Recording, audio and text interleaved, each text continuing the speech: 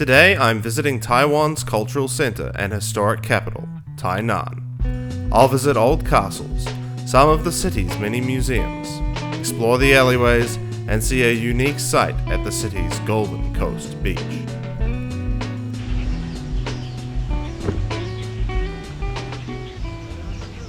So this here is, you'll find it on the map in Tainan, it's called the Eternal Golden Castle, which is a pretty flash name for a spot. This is the first ever modern artillery fort to be built in Taiwan. It was built in 1876, basically as a response to the growing pressure from the Japanese Empire.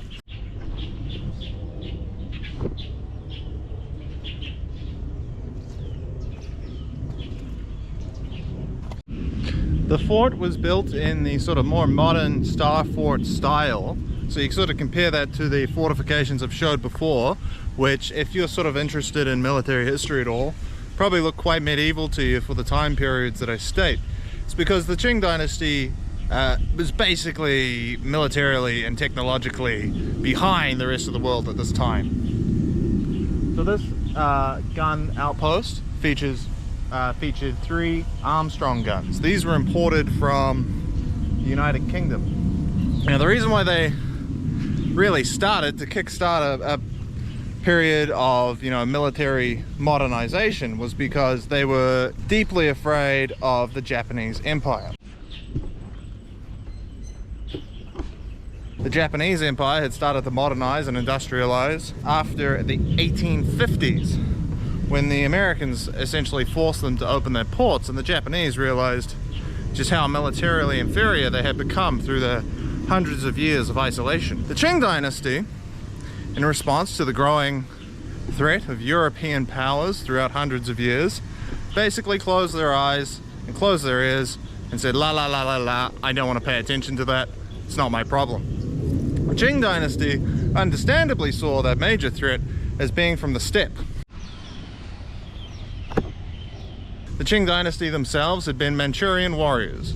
Warriors on horseback who would come from Manchuria, a territory north of China. Vast open steppes. The Qing were isolationists, and so these Western powers just seemed irrelevant to them. It was all about what was happening in the steppe and protecting themselves from peoples like the Mongols. Well, the Japanese woke them up to the fact that they needed to quickly industrialize, and looking back at history, it was far too late. The Qing dynasty was in a steady decline, and they'd eventually be overthrown by the Republic of China. Just by the way, this is like a really nice park. I see why people are coming here to relax. Getting in my way for my filming, but I see why they're here.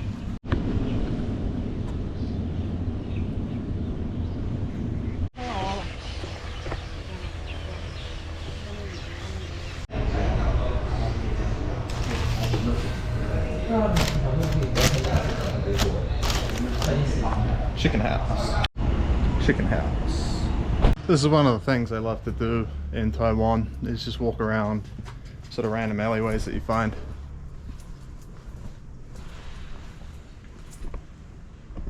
You always see some interesting stuff, and this has an interesting feeling to it, it seems like you're kind of peering into people's lives a little bit. But here in historic Anping, it's quite fascinating. I don't know how old these buildings are. Most of them have kind of like Chinese designs. I mean, this one's obviously quite modern. Some of them look a bit older though. You can sort of see the street designs. Like, I mean, they weren't thinking about cars or anything. You probably had these little communities where you could have horse and carriage running through the main streets, and everyone just walked. This here looks like how you get kidnapped, eh? No, come down this way, mate. It's ice cream. Come on. That's how you lose a kidney, mate. But yeah, no, if you're in Taiwan, just find a random alleyway and have a look.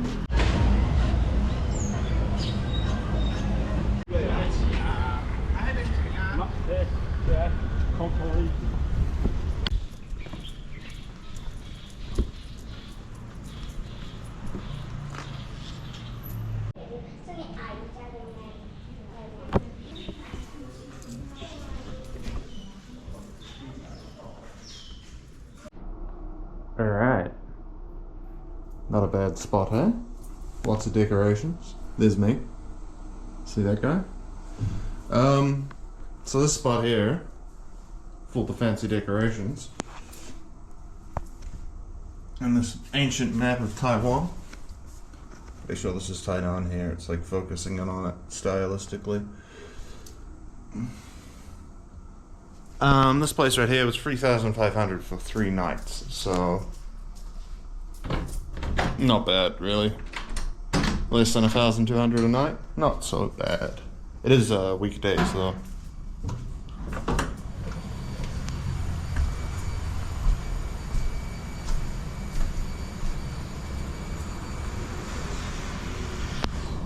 This is in the west district of Tainan. I have noticed a lot of Western tourists around, which is quite interesting.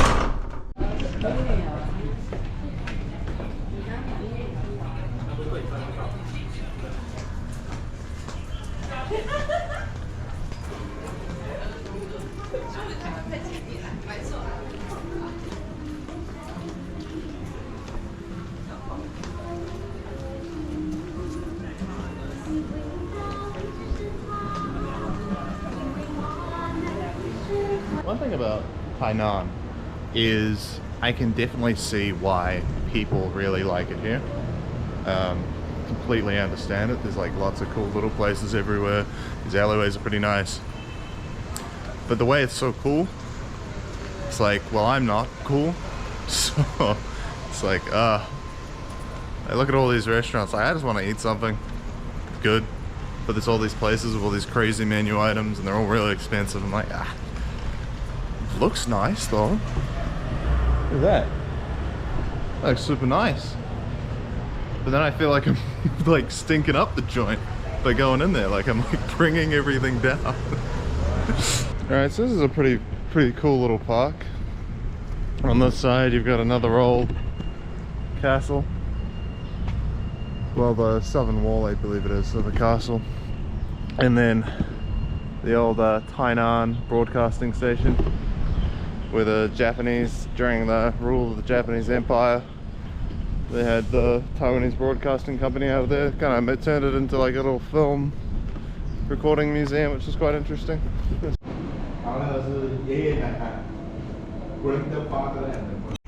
So this one here I believe was the city of Muju. It was the first of the Qing dynasty cities to be built in Taiwan. So Anping down the road would have been a different city. I mean, it sort of shows you how, you know, modernization and urbanization has changed things, because, you know, a lot of these places you say, oh, it's Tainan city, but I mean, I'm sure 200 years ago there was a whole bunch of different cities, right, with like populations around 10,000, 20,000. And then after, you know, industrialization and urbanization, those populations swelled to over 1 million people, and now it all sort of joins together into one big city. But yeah, this would have been Muju city down here, the first of the Qing dynasty cities, because Anping would have already been established by the pirates, then the Dutch, and then the Tangling independent nation.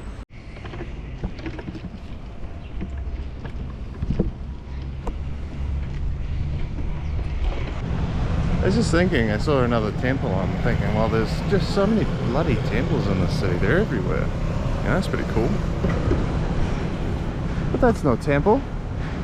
They tricked me. Man, I was just thinking this as well, right? Like, hip, cool, young people love old technology. And one thing they really love is film cameras for some reason. They're really into it. They're really into old school film cameras. And then I see this across the street. Film camera supermarket. And there's a big line of young people outside getting their like photos developed. Fucking hell. The thing that's really cool at the moment I've noticed is like 1990s stuff. And I think every cool young person wants to be like, I'm in the 90s. Crazy. I was remembering how bad film cameras were. Like, you had red eyes like half the time.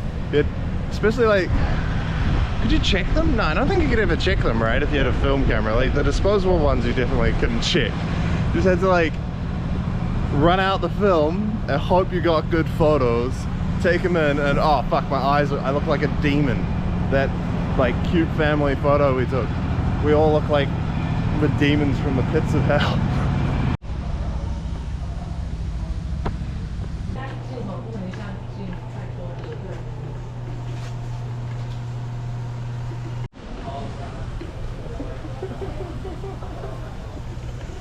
Oh no.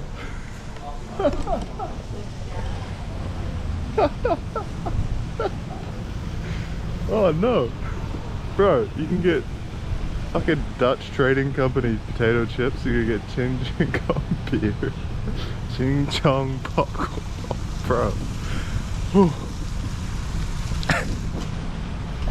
Imagine being like a great military leader, you know, leading basically a new independent country for a period of great prosperity. And you live, you're being used to market fucking popcorn and beer. Bro, they had they had Confucius fucking potato chips in there. That's pretty interesting little thing showing year everything in these photos was built.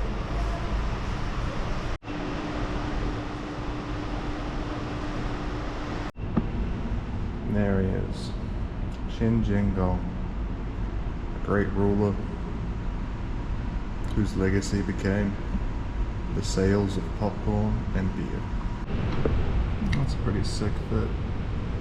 Alright, well that was pretty cool. It couldn't read anything because everything's in Chinese. There's some pretty cool pictures. I thought the pictures of them showing like when everything was built was pretty cool. Like, this building's built in 1665 and this one's built in 17 whatever, this one's built in 1954. I don't know, it just sort of shows you how like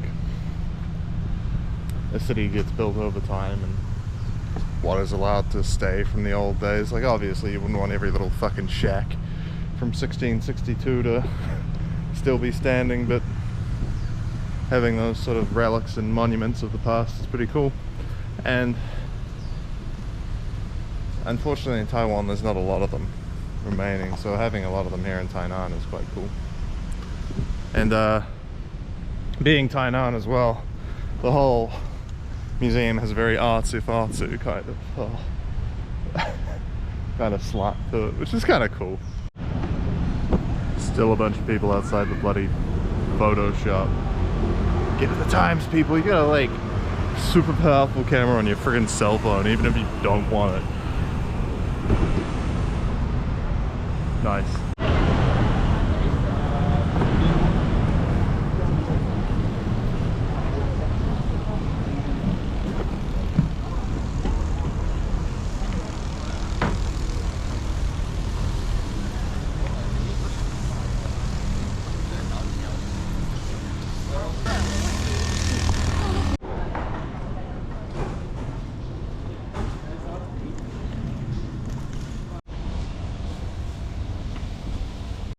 So from what I can gather, as an illiterate, if you want to celebrate Confucius, you need to drink liquor out of a goat. No, not a goat, it was a cow. Out of a cow or an elephant. Right? You need to make a soup. And then you need to play some sick tunes.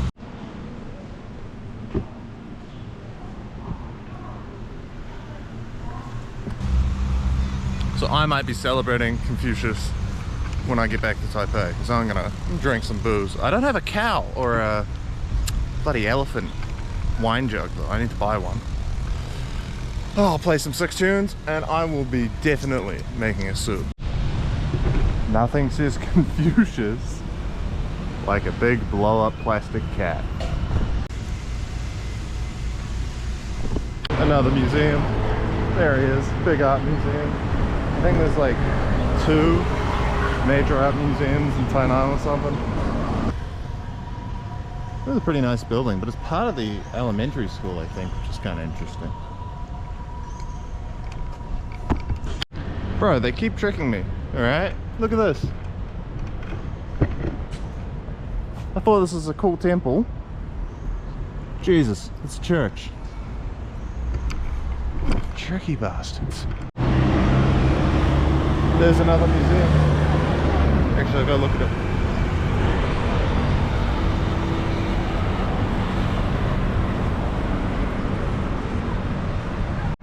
Institute of Cultural Heritage Preservation Research, Bureau of Cultural Heritage, Ministry of Culture.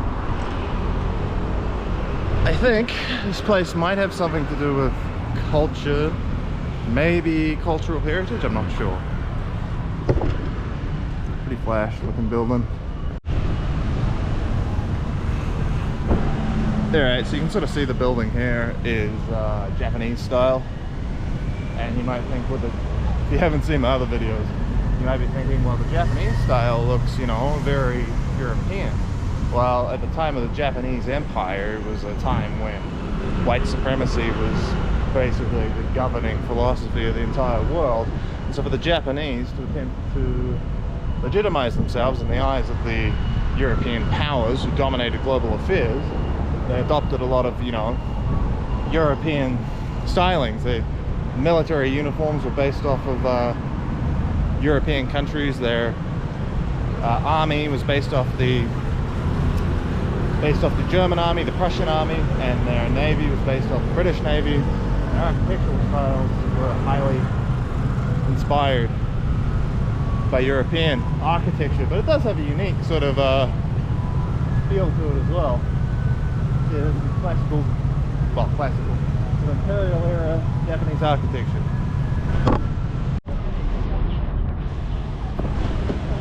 It's closed, even though it says it should be open.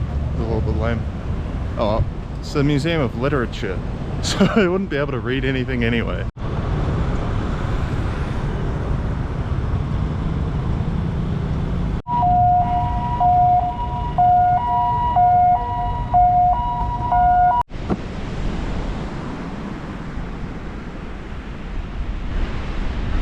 Now this is pretty cool. I remember reading about this.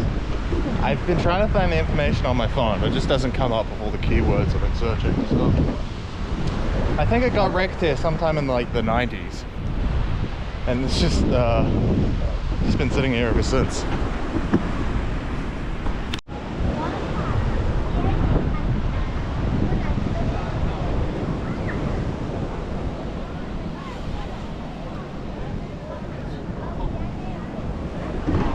Clearly a great photo op.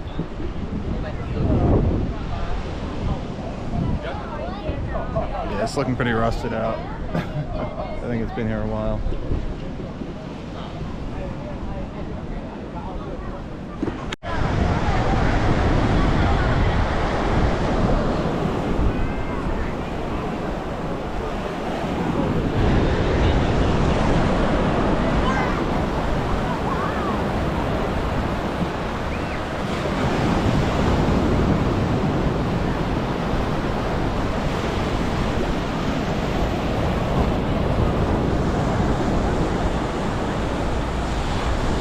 Dope shot. Sick quote, bro.